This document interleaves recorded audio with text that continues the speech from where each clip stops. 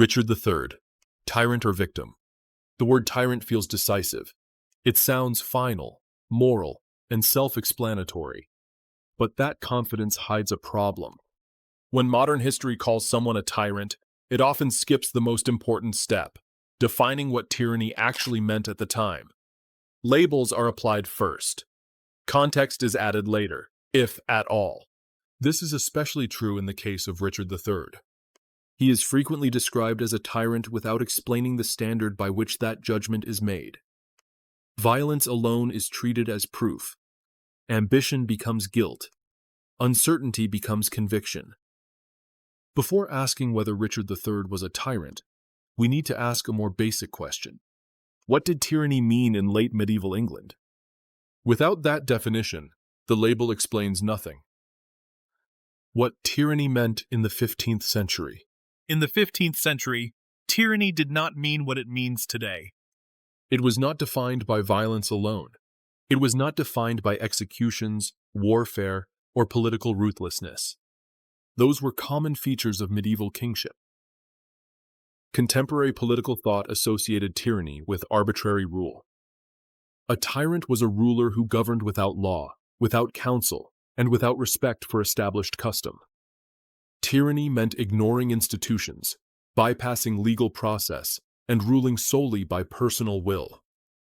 By this standard, the key question is not whether a king used force, but how that force was exercised. Was it mediated through councils or imposed unilaterally? Was law applied selectively or consistently? Were traditional structures maintained or overridden? These distinctions matter deeply to medieval observers, even if they are often blurred in modern retellings. Late medieval England was a society shaped by precedent. Kings were expected to rule with parliament, through councils, and within customary law, at least in principle. A ruler who acted harshly within these frameworks could still be seen as legitimate. A ruler who bypassed them risked being labeled a tyrant, regardless of intent. This is the standard by which Richard III must be assessed, not by modern expectations, and not by narratives written after his defeat. Only then does the question become meaningful. How Richard III actually governed. Once the standard for tyranny is set, the next step is straightforward. Examine the surviving record of Richard III's rule and ask whether it shows arbitrary government. Richard III reigned for just over 2 years. That brevity matters, because it limits both what he could change and what evidence survives. Even so, the administrative record is substantial enough to reveal patterns. First, Richard governed through existing institutions, not outside them. Parliament was summoned and used. Statutes were issued through established legal channels. Petitions were heard and processed in recognizable forms. There is no indication of government by decree alone. Second, legal continuity dominates the record. Richard's reign shows an emphasis on access to justice, including measures aimed at curbing corruption and reducing procedural barriers for ordinary subjects. These reforms were not revolutionary, but they were deliberate. They reflect a ruler working within legal tradition rather than bypassing it. Third, financial governance under Richard does not show the hallmarks of arbitrary extraction. Forced loans, often associated with oppressive rule, were limited rather than expanded. Revenue collection followed established mechanisms. There is no evidence of widespread confiscation campaigns against the nobility during his reign. Fourth, Richard relied on councils and delegated authority. He did not dismantle regional governance structures, particularly in the north of England, where he had long administrative experience. Governance there continued through institutional channels rather than personal intimidation. None of this proves benevolence. Medieval kingship was not gentle. Punishment, coercion, and the threat of force were always present. But by 15th century standards, the crucial distinction holds. Richard's rule shows process, not whim.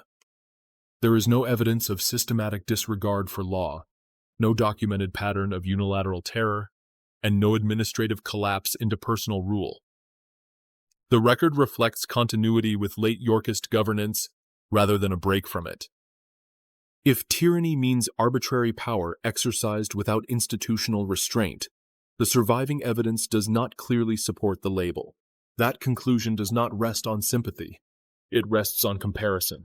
Who was not called a tyrant? Historical judgment rarely operates in isolation. It operates through contrast. When Richard III is labeled a tyrant, the implicit claim is not just that he ruled harshly, but that he ruled more harshly than others. That assumption weakens when placed beside the actions of his contemporaries. Late 15th century England offers no shortage of rulers who exercised violence, intimidation, and coercion on a far greater scale. Edward IV ordered executions without formal trials, sanctioned mass killings after battles, and used attainders extensively to destroy political enemies. These actions were decisive and often brutal, yet Edward is remembered as energetic and successful. Henry VII governed through financial coercion and fear. Bonds and recognizances were used to control the nobility, surveillance was widespread, and punishment was often preventative rather than reactive. Yet Henry is framed as a stabilizer. The difference is not method, it is outcome. Both Edward IV and Henry VII ruled longer, consolidated power, and controlled the writing of history. Their actions were reframed as necessity rather than tyranny. Richard III lacked that advantage. He ruled briefly, died violently, and left no dynasty to shape his memory. As a result, his actions were isolated, moralized, and interpreted without the mitigating context routinely granted to others. This asymmetry matters. When historians compare behavior consistently, Richard's record does not stand out as uniquely oppressive. What stands out instead is his political failure. History often confuses failure with guilt. The label tyrant sticks most easily to those who lose before they can define themselves. And that pattern tells us as much about how historical reputations are formed as it does about Richard III himself. The Princes in the Tower. Uncertainty is not proof. No assessment of Richard III can avoid the disappearance of the princes in the Tower. It is the charge that most strongly sustains the label of tyranny, and the one most often treated as settled.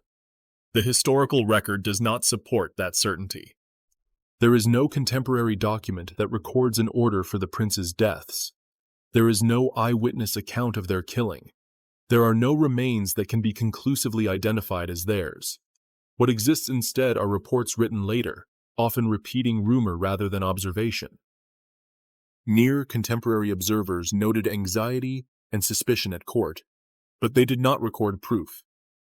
Later Tudor writers transformed that uncertainty into assumption, and assumption into guilt. Over time, probability replaced evidence. This distinction matters. History frequently resolves silence by filling it with narrative.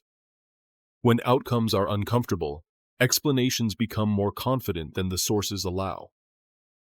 In the case of the princes, uncertainty hardened, not because new evidence emerged, but because repetition demanded closure. This does not establish innocence. It establishes limits of knowledge. Assigning responsibility where evidence does not survive may satisfy narrative instinct, but it does not meet historical standards. Suspicion is not proof, and absence of evidence is not evidence of absence, or of guilt. Why the label endured? If the record is inconclusive, why has the image of Richard III as a tyrant endured so powerfully? The answer lies not in evidence, but in transmission. Early Tudor chronicles framed Richard negatively to support dynastic legitimacy.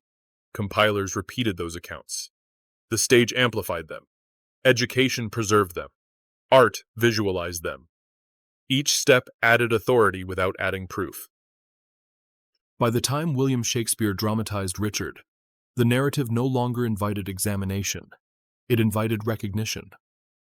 The character was already known.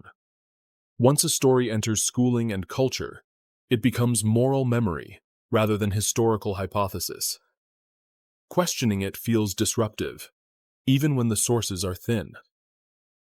Modern reassessment, through archaeology, administrative records, and source criticism, has not overturned the story.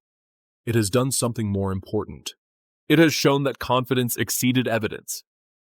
That realization does not require rehabilitation. It requires restraint. Calling Richard III a tyrant often tells us less about how he ruled than about how history prefers its villains. Context does not excuse power. It explains how judgment should be made. The question of whether Richard III was a tyrant cannot be answered by labels alone. It requires definition, comparison, and restraint. When we examine the standards of his own time, how power was exercised, constrained, and justified, the certainty surrounding that label begins to weaken.